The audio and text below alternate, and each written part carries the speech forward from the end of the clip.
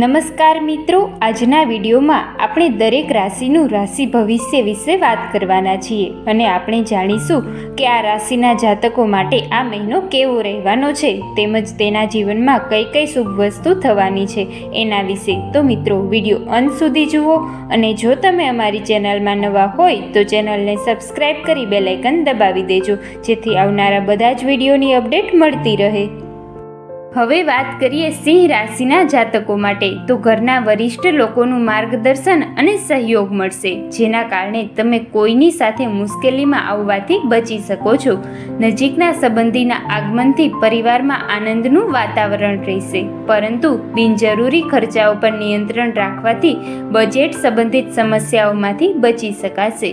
તમારા જનસંપર્કને થોડો વધુ મજબૂત બનાવો. આ સંપર્કો તમને તમારા લક્ષ્યને પ્રાપ્ત કરવામાં મદદ કરશે.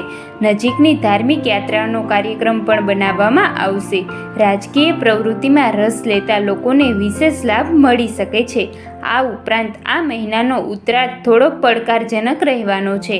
કોઈ અપ્રિય સમાચાર મળવાના પણ સંકેત છે, જેના કારણે મન મૂંઝવણીની સ્થિરતામાં રહેશે. બિનજરૂરી કામકાજ પર ખર્ચ કરવાથી બજેટ બગડી શકે છે.